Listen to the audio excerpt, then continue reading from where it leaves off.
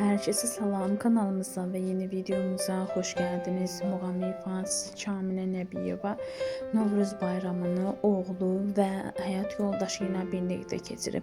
O bu barədə Instagram hesabında paylaşım edib. Həmin anları sizlere təqdim edirik. Siz de videomuzu beğenmeyi, kanalımıza abone olup bize destek olmayı unutmayın.